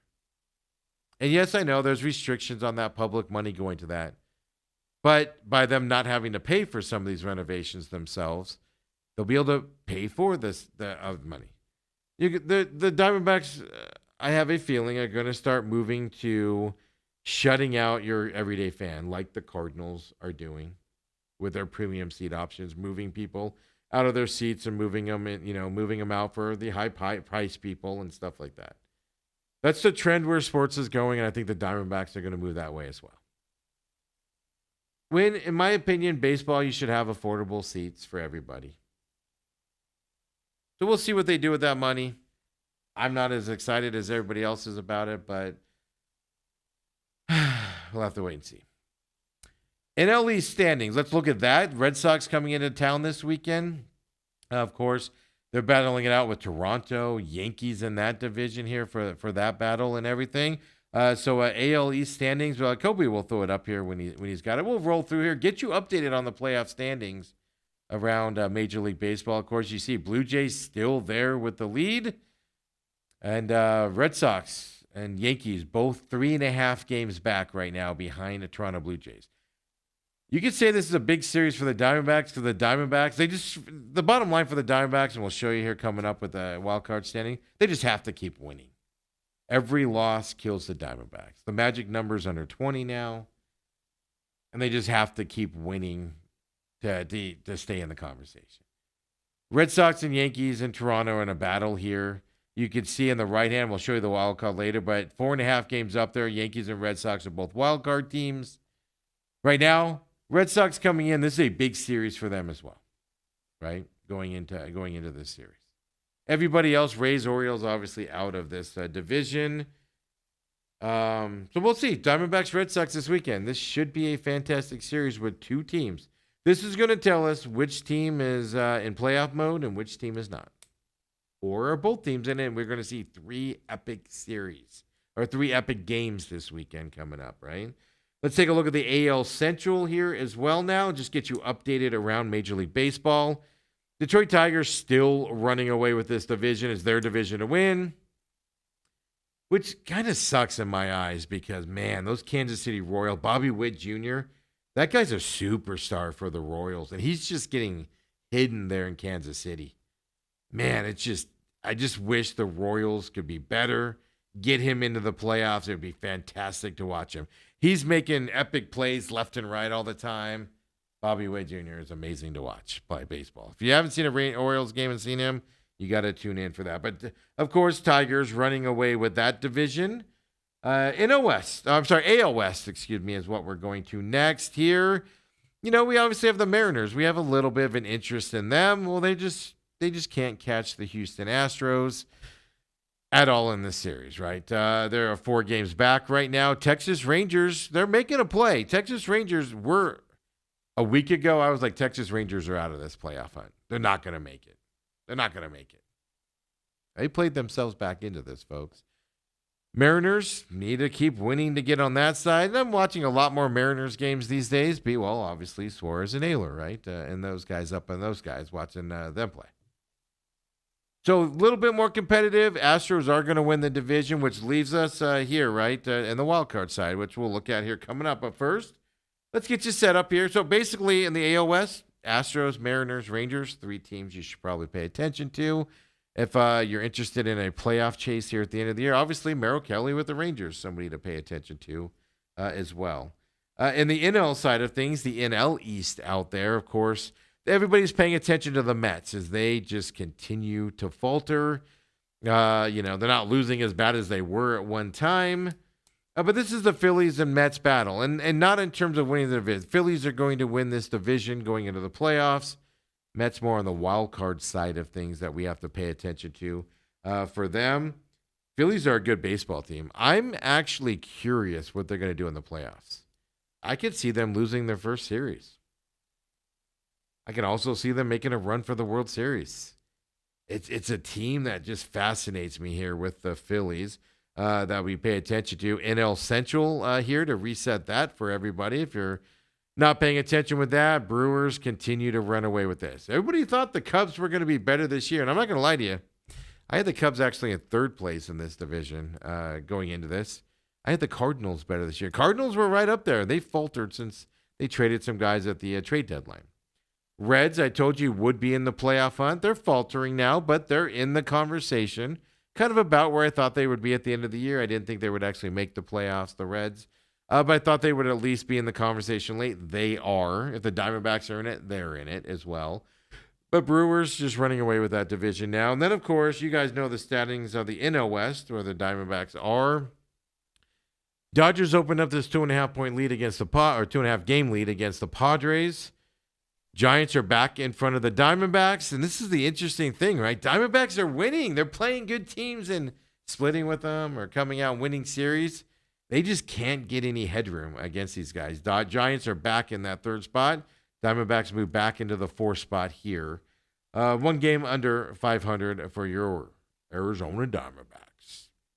Big series for them if they want to continue to talk and move forward for the Diamondbacks.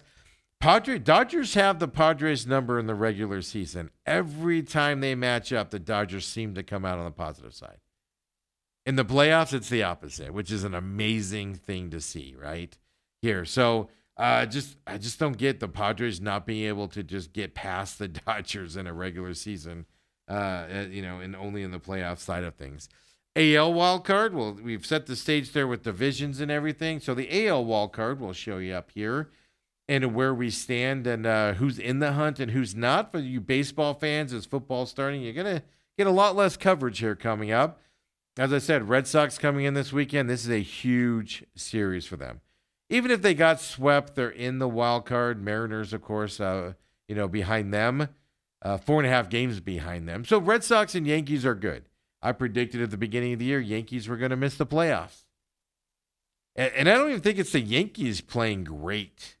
I think it's everybody behind them not playing well. The thing to watch here is, yes, the Royals, yes, the Rays are technically still in this run. Yes, Cleveland's still in this run as well.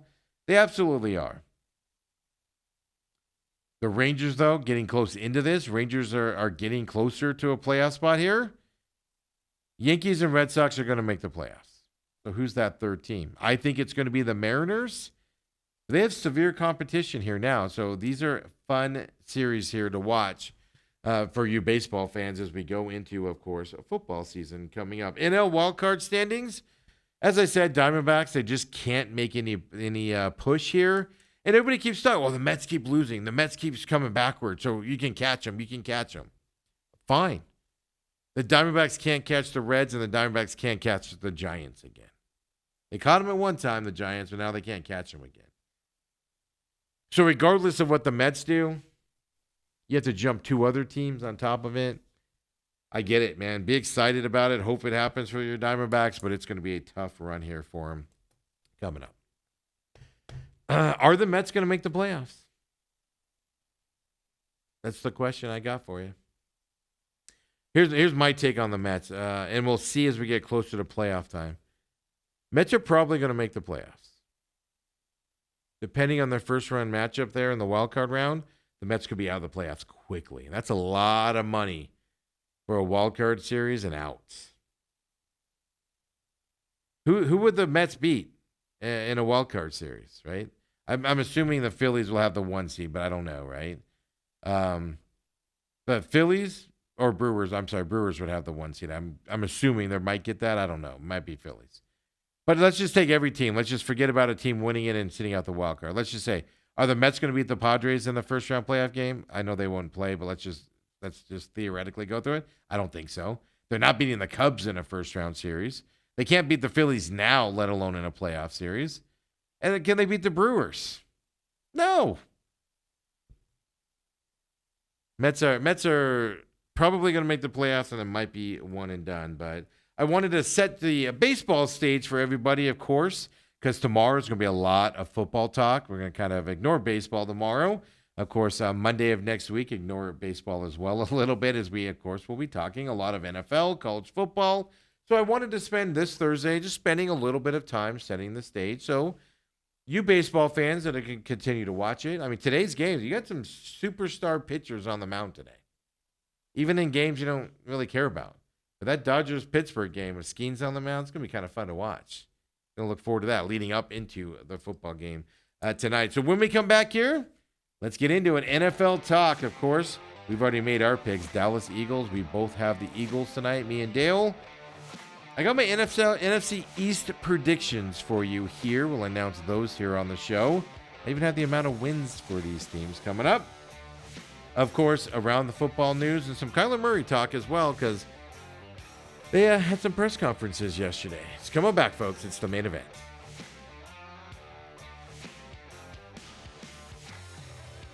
And we're back here, and I'm Stephen McCollum running the show. If you tuned in to catch Uncle Lou, if you missed it earlier, last week he announced he'll come in on Friday, tomorrow, remotely at 9 o'clock, talk UFC Paris. We'll get him after the weigh-in this week, folks. Then, of course, NFL talk as tonight, the opener, tomorrow, Kansas City. Chargers from Brazil. I'm going to keep screwing it up. Then, of course, NFL action over the weekend. So Uncle Lou tomorrow calling in at 9 o'clock for us. So join us then as well if you would out there. And, of course, Dale goes and does his KUPD hit on Thursdays over there with Brady and, of course, John Holmberg and the boys over there. Catch that podcast. Kind of entertaining to listen to, of course, after this show. And they post the podcast later in the day. Don't forget, like, subscribe, our free podcast, whatever podcast system you listen to. Of course, YouTube now. Find the if you just right now, if you search at TME Sports Show in YouTube, it comes up for you. The whole page is just named TME Sports Show right now. And then you'll find TME, the main event. You'll find McCollum on Business. You'll find the pit stop on that YouTube page as well. On demand, full shows there, as well as, of course, Robat TV for those of you that catch us live or catch us on demand on Robat TV as well. We appreciate that. So subscribe to the YouTube page. We're not asking you to listen to it. We're not asking you to, we're not begging for listens. If you want to, we'd appreciate it. As many listens as possible. Most of our audience is here at Robat TV. We're just trying to spread it out. I've had some requests from people several times here over the last couple of years that we've been here, asking if we can see you either, and I'm not, look, I get it, man. Times are tough out there. They couldn't afford a subscription. Otherwise, one guy said his wife wouldn't let him subscribe, and that's fine. We understand 100%. That's why we also put it out in the free versions, and YouTube being another free version for you out there. We just ask you like, subscribe it. If you want to hit play on it and give us a little bit of credit, we definitely appreciate it. We're not telling you not to do it, but I'm also not going to beg you to do that as well. So, the Matt Prater signed with Buffalo's practice squad, and some guy from Buffalo, as I put Prater to Buffalo, and some guy responded, goes, Prater suffered a torn meniscus in his plant leg ahead of Week 5 of the 2024 season. Yeah, dude, I know. He was an Arizona Cardinal then. Thanks, buddy. Thanks, let's go Buffalo. Buffalo fans are the great. I watched Hard Knocks. I have actually the final Hard Knocks episode to still go. Man, I just love me some Josh Allen, man. He's just, God, what I would give for the Cardinals to have a Josh Allen-like player. Just. Speaking of quarterbacks, Kyler Murray did his press conference yesterday for the week. Of course, Saints this weekend. Murray on how does he look at the season, things like that. Well, here's Kyler Murray on season outlook. Yeah, I mean, year 7 for me. So I think, younger, the anxiety and, the anticipation for what how's it going to be, what's it going to look like, how I'm going to do this, how are we going to score, all those things that, you think about and come into question as the week goes on and the game gets closer. But, I feel like I'm in a place of where now, it's just be where your feet are. Today's Wednesday. That's all I can control is Wednesday. I'm not really worried about Sunday. I know JG just, he's told that to the guys, but that's genuinely where I was initially because you get so worked up, trying to anticipate how well you're going to play, what coverages you're going to see, who's going to do what, and all these things. It's like you can't even worry about all that stuff. You just focus be where your feet are and focus on today, and let Sunday come when Sunday comes. I think it's the right attitude, right? If you're worried about Sunday today, you're not going to get prepared for Sunday. It's just, I get it, man. I see on social media and everything. I just get people, right? Find me another quarterback that talks this way. Kumbaya, flowers or look at the flowers. So I get why some people, don't like Kyler Murray talking. I get it. It's a different attitude for a football player. You don't hear it very often, if at all. But he's not wrong. I'm preparing for Wednesday. I'm preparing Thursday. I'm preparing Friday. That's what I'm worried about. Because those 3 preparations will lead us to Sunday. When we get to Sunday, we'll be ready to go. It's just the way he says it, man. I don't know. Maybe it's just me. I know it's not, but maybe it's just me. It's a different take, man. It's just it almost gives off a non-caring vibe. If some people would say it gives off a non-caring vibe. And I think that's where some of that animosity toward Kyler Murray does come from. It's from that side of the way he talks. From there, I happen to enjoy it. I just get it, right? On how you guys are talking about. Cardinals' 3rd straight year opening on the road. How does Kyler Murray like? Does he like opening on the road instead of at home with, of course, the Red Sea cheering him on? Hey, Kyler Murray, going to New Orleans. What do you think? Honestly, I love it. I don't mind it at all. Another opportunity to go play football with my guys, and I think like I said, I've said it, since the offseason, I feel like we got a great group of guys in the locker room, and they're ready to go. All right, he likes it. Last year they opened at Buffalo, lost that game. Offense struggled a little bit. The year before, I forget who they opened with the year before. Josh Dobbs was the quarterback then. That was the year Kyler Murray, JG's first year. I forget who they opened with then. I think they won that game. Look, if you come out with a win, you're going to like opening on the road. And I'm going to be frank with you guys. We'll talk more about Cardinals preview and what we expect to see this weekend with all the unknowns of week 1 in the NFL. I expect the Cardinals to go in to the Saints and win that game and win the game decisively. Not going to be perfect. There's going to be a lot of problems. By decisively, I mean 10, 14 points. I'm not talking about a 40-point rout or anything like that. Expectations are there, man. Can you perform it? Or are you going to be the Diamondbacks and wilt when there's expectations?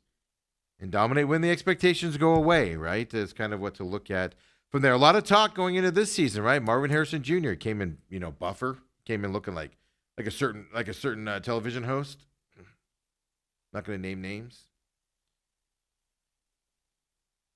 And a lot of talk here, like chemistry, because there wasn't chemistry with them last year between Kyler Murray and Marvin Harrison Jr.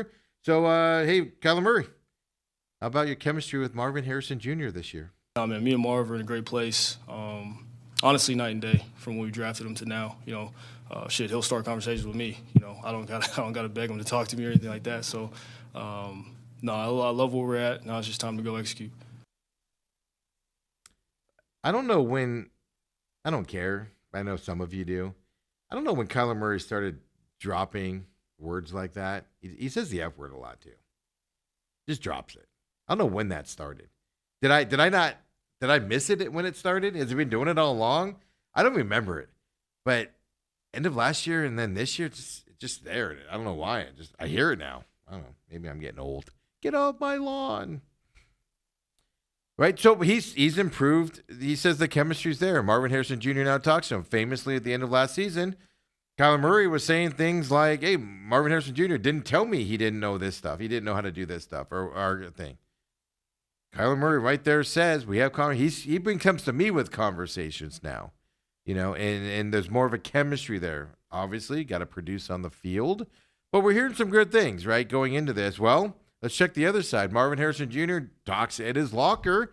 It was either yesterday or the day before. I don't know when this was. I had to go find this, and I didn't write down when it was. And one of the beat writers there for the Cardinals got us this sound. But Marvin Harrison Jr. talking about Kyler Murray. The experience is a lot. Experience is something that, you can't really teach when someone's been in situations that, maybe other quarterbacks haven't been in. That definitely been very, brings a lot of confidence for me and his team as well. So it definitely means a lot. Like I said, I think we kind of have more similar personalities, but I'm definitely more reserved. So it kind of takes me a while to get out of my shell a little bit. But definitely the relationship is a lot better now. Not that it was bad before, but it's just, He goes on to other questions here, too. Yeah. So what are you talking about? Absolutely. I mean, we got to be on the same page. Just constantly, really, just the depth of what we're seeing out there, the depth of the routes, what spot he expects you to be at. So just all that kind of factors into it. You don't see as much in college, maybe now. A lot of NFL coaches going back to college now. Kind of starting to see it a little bit more, but definitely when I was in college, wasn't really much disguising. Kind of man, you got cover two, especially my side, you got them cover two. So it's kind of pretty simple.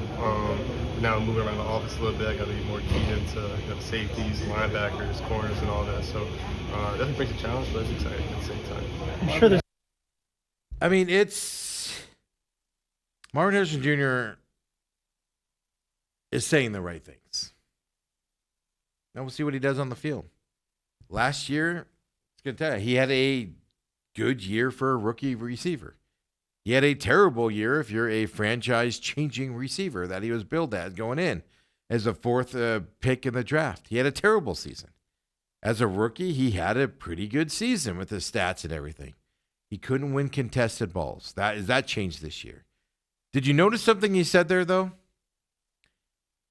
He's seeing the defenses differently this year. He's seeing what the defenses are doing because they're moving him around. I don't get this pensing style of offense. He did it with DeAndre Hopkins. Or the Cardinals did it with DeAndre Hopkins, I should say. They did it last year where they just have receivers go line up. No motion, no anything, no moving them around. That was detrimental. I showed you clips during training camp when we were out, when we saw stuff out there.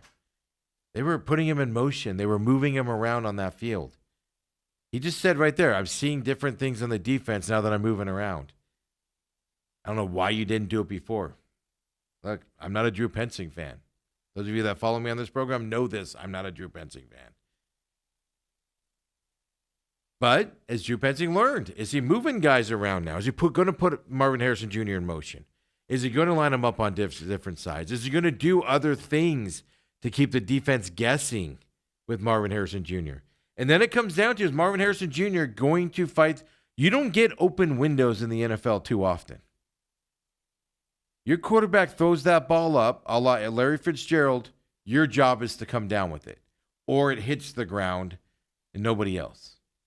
I don't think Kyler Murray had the confidence that Marvin Harrison Jr. was coming down with the ball last year. None of us had that confidence. Quarter way through the season last year, I pointed out to you guys, he can't win a contested ball. We pointed out to you here on this program after like week 4, they line him up in the same spot every time he's on the field. The success Marvin Harrison Jr. had last year was broken plays. And you heard him say right there, how he's seen the defense different. He now knows what Kyler Murray is expecting out there. They both see the same thing with the defense out there now. That tells you last year none of that was happening. And a receiver, if you watched Hard Knocks with Josh Allen, I know I'm in love with Josh Allen. I fully admit that. I just love the kid. Again, let me lament that the Cardinals don't have a quarterback like Josh Allen for a minute. It's depressing. But if Josh Allen in the first Hard Knocks or second Hard Knocks, he has a new receiver out there, and he's asking him, hey, where do you want this ball on this throw? Where do you want me to put this? Do you want to put it on the outside shoulder, up high, down kind of down low? Where do you want me to go? And they worked on it and worked on it and worked on it and worked on it. A receiver has to see if he's the hot route. A receiver has to see what's happening with the defense so he knows where to go, where the quarterback's expecting him to go. Marvin Harrison Jr. saying the right things there. And I'm excited to see if he can do it coming up here. his added strength, he should be winning 50-50 balls this year. Last year, what I think he was doing a lot of times was he was letting the ball come down into his body, and the smaller defensive backs were able to rip that ball out, put their hands on it and rip it out. You go up and catch that ball. You go up and get it. Put your strong hands around it, and then you pull it down and hold on to it. They're saying the right things this year. I'm excited to see what they do in this first game against the Saints on Sunday. I'm excited for it. I'm expecting Marvin Harrison Jr. and Kyler Murray to have more success this year in routes, etc. I'm not saying Kyler Murray and Marvin Harrison Jr. is going to throw the ball all the time. It's going to be perfect. But Kyler Murray throws the ball up along that sideline. I expect Marvin Harrison Jr. this year to go get it. Last year, I was like, he ain't coming down with that. And when he did, I'd get surprised. This is going to be fun. I'm looking forward to Sunday for that matchup on the offensive side by itself. James Conner, Trey Benson, how are they using them on the running game? Folks, this is going to be fun to watch here, at least the beginning of the season, to see what these Cardinals are, right, going into it. Other news around the NFL. Of course, we'll have more NFL stuff tomorrow. Tomorrow's going to be football heavy, folks. A lot of NFL talk and things like that. So, Eagles, it comes out. We're in the talks to trade for Micah Parsons. Dallas said no because they're a division foe. This was actually back in June and July that they were talking about that. That has since come out. Of course, I want to know who was more in the running for trading, when they traded Micah Parsons to the Packers. I'd rather know what that timing was, but, Eagles at least had made the call at that point coming up as well. The Koch family. Got to read my writing. They're a billionaire family out there. Well, they are officially buying a 10% stake in the New York Giants. We'd heard all along that the Giants' valuation was going to be around $10 billion, is what they're looking at. Yeah. The North American professional record before, now this is valuation numbers, $6.05 billion. The Commanders owner bought the Commanders at that $6.05 billion valuation. The Giants are going in this round of funding here, this 10% that this Koch family is buying into the Giants is at a $10 billion valuation. Yeah. Big numbers there as well. Obviously, it's a non-controllable stake in the team, minority interest in the team as well. It's kind of what they're doing. All the teams are doing it. And stuff like that out there as well. So where we are. So the Koch family, if you don't know, is worth a cajillion dollars, 80, 90, 100 billion dollars in that time frame.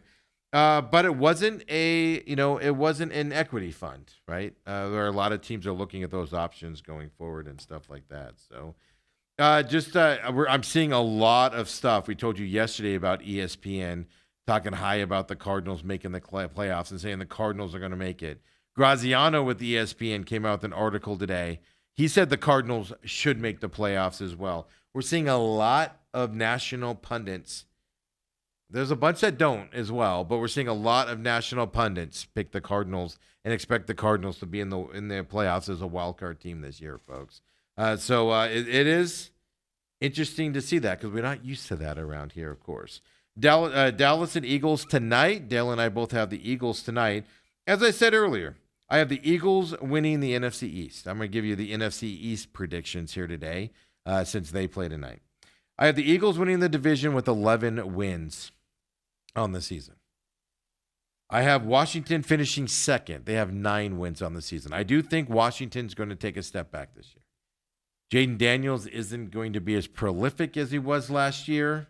I do think they lose, obviously, a couple more games. They had, 12 wins last year? They lose, 3 extra games this year, as they're not going to win those late games and comebacks, etc. But still a good heck of a year. Washington, 9 wins. Spoiler alert, Washington misses the playoffs this year also, I think. We'll talk more about that tomorrow. Then I have the Cowboys here winning 5 games in this division. They could win up to 7, but I have them at 5 right now. Then I have the Giants with 4 wins. I think the Giants might win 3 games. I gave them 1 extra win on their schedule. I don't know, be generous or something like that. The Giants have a absolutely god-awful schedule for a team that doesn't have talent. I've told you guys this multiple times over the whatever we're talking about, over the last several weeks. Daboll's getting fired halfway through the season. The question is, when is he getting fired? They're moving from Russell Westbrook. There's going to be a Kurt Warner situation. They're moving away from Russell Wilson. They're moving away from Russell Wilson week 4, 5, 6 in that time frame and going to Jackson Dart and seeing what they have with him. And the reason why they're going to do that is either Daboll's going to be fired or Daboll's going to know his job's on the line, so he's going to try to save it by going to Jackson Dart. That's what's going to happen with the Giants this year. Giants are at Commanders, at Cowboys, Chiefs, Sunday Night Football. Then they got the Chargers at home, and then at Saints, finally an easy game. Then Eagles at home Thursday night, short week for them. Then they're at Broncos, at Eagles, 49ers at home, and then at Bears. Tell me where the wins are there for the Giants. Tell me where they are. Maybe the Saints. Where? Tell me where they are. Because then after that, they go at Bears, Packers at home, at Lions, Patriots Monday night. There's maybe another win for them. Then they have the bye week. Then they have Commanders, Vikings at home, at Raiders. And I do think Vikings and or Raiders will be a win for them. And this at Vikings at home or at Raiders. And maybe both of them. That's where I got the 4 wins for the Giants. Just so you know. Just to give you a little side of that side. Giants schedule is brutal. This is going to be a bad season for them coming up for them. Now, Cowboys. Dale gave me some grief on that. He thinks they're going to win 7 games. Okay. At Eagles tonight, I think it's a loss. Giants next week, I actually think is a win for them. At Bears, loss. Cowboys are losing at the Bears in week 3. Loss. Then they got the Packers Sunday Night Football. I don't care what you want to say. Packers at home against the Cowboys. Mike is going to come in fired up. A lot of the fan base might be rooting for the Packers instead of the Dallas team. I think that's a loss there for the Cowboys at that point. At Jets, I toy and go back on this one a little bit. Week 5. I do have the Cowboys winning that game there. I have them beating the Panthers at the Panthers as well. I have them losing to the Commanders. Is next. At Broncos, I have them losing. Cardinals Monday night, I actually have them losing as well. Cardinals coming off a bye week. It's a Monday night game. Cardinals coming off the bye week. Cowboys going into a bye week and having a terrible season. I think that's going to falter for the Cowboys on that night. So I do have them losing to the Cardinals at that point. Then they come off their bye week and they're at the Raiders in week 11. I have them losing that game at the Raiders after the bye week as well. I think Pete Carroll is going to surprise some people this week. Then you have Eagles at home, loss. Chiefs, Thanksgiving, that's a loss, of course. That's at home as well. That's a loss. At Lions, Thursday night. So Thursday, Thanksgiving, Thursday the next week. That's a loss. Vikings, Sunday Night Football. I actually have the Cowboys winning that game again. Then you got Chargers at home. That's a loss, in my opinion. At Commanders Thursday night. I think that's a loss. Then I have them beating the Giants. I got 5 wins for your Cowboys, folks. Can I see 7? Yeah. They might be able to beat the Cardinals, right? They might be able to beat the Chargers at home in week 16, depending on how the Chargers season goes. They might be able to beat the Broncos, if you want to look for some possible winning points here going into it. That's where I stand on that side. And I do have the Commanders missing the playoffs with their 9 wins. That's one of my predictions as well. So, that side. So that's where I stand on the NFC East. Going into tonight's game, kickoff tonight, folks. It's going to be fun. Let me know where I'm wrong. I'll get this posted up on social medias later on today. Don't forget, McCollum on Business, live at 11. We'll get this posted on demand here at Robat on the YouTube page. Free podcast stuff for the main event. Uncle Lou tomorrow, 9 o'clock. Again, come and join us there. Of course, McCollum on Business at 11. We'll get that onto YouTube as well. Then Pit Stop posted today as well. Some more 2311 Front Row Motorsports lawyer stuff that happened yesterday. Why we are recording today on that. That'll be up on the YouTube, Robat TV, and of course podcast system for that as well. Folks, it is a busy time around here. Tomorrow's going to be football heavy, UFC talk as well with Luke. So come and join us, would you? Get you ready for the weekend. Have a great day, everybody.